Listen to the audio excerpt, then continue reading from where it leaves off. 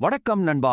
வாங்க இன்னைக்கு மார்ச் 30 2026 இந்திய பங்குச்சந்தைக்கு இன்னைக்கு ரொம்பவே ஒரு முக்கியமான நாள். நேத்து ராத்திரி நடந்த விஷயங்கள் இன்னைக்கு மார்க்கெட்டை எப்படி பாதிக்க போகுதுன்னு ஸ்டெப் பை ஸ்டெப்பா பார்க்கலாம். அப்போ நம்ம மனசுல வர்ற முதல் கேள்வி இதுதான். ஒரே நேரத்துல பல நெகட்டிவ் நியூஸ் சேர்ந்து வந்த மாதிரி இருக்கு. இது நிஃப்டிக்கு ஒரு சரியான புயலை உருவாக்குமா? வாங்க என்னென்ன காரணங்கள்னு ஒவ்வொன்னா அலசி ஆராய்வோம்.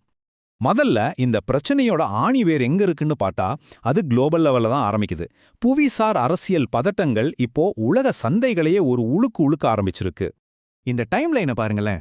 போன வியாழக்கிழமை ட்ரம்ப் அந்த டெட்லைனை நீட்டிச்சது ஒரு நல்ல நியூஸா தான் பார்த்தாங்க. ஆனா கதை அங்க முடியல. வெள்ளிக்கிழமை இஸ்ரேல் தங்களோட அணு உலைகளை தாக்கிட்டதா ஈரான் உறுதி செஞ்சது. உடனே வார இறுதியில ஈரான் நாங்களும் பதிலடி கொடுப்போம்னு மிரட்டல் விடுத்தது. பதிலுக்கு அமெரிக்காவும் 3500 வீரர்களை மத்திய கிழக்கு அனுப்புச்சு. நிலைமை ரொம்பவே மோசமாயிட்டு இருக்கு. இதோட எஃபெக்ட் நேரடியா வால் ஸ்ட்ரீட்ல தெரிஞ்சது. வெள்ளிக்கிழமை அன்னைக்கு அமெரிக்கா மார்க்கெட்ஸ் எல்லாமே பலத்த அடி வாங்குச்சு.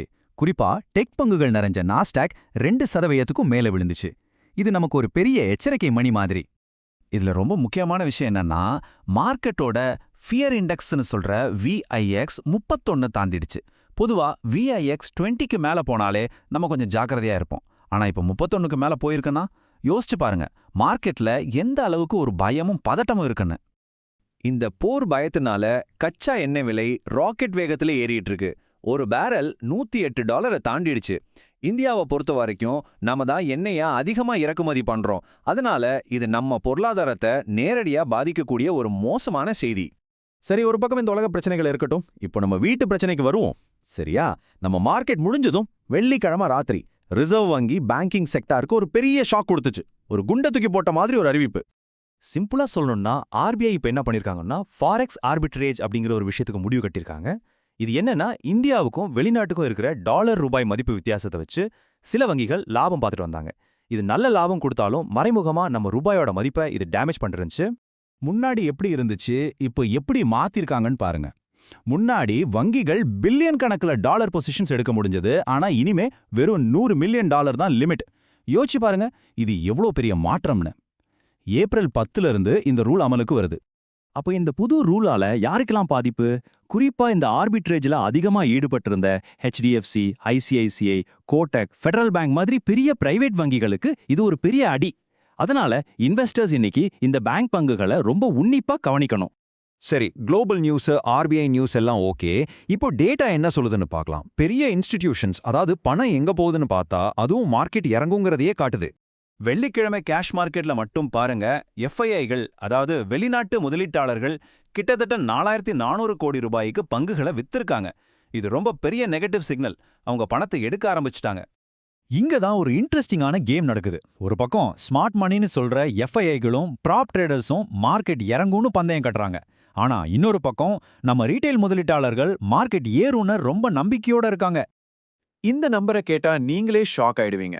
FIIகள் அவங்களோட இண்டெக்ஸ் ஃபியூச்சர்ஸ்ல 85% ஷார்ட் சைட்ல இருக்காங்க. அதாவது 185 பேரு மார்க்கெட் விழுன்னு ரொம்ப உறுதியா இருக்காங்க. இது சாதாரண விஷயம் இல்ல. சரி, நியூஸ் பார்த்தாச்சு, டேட்டா பார்த்தாச்சு.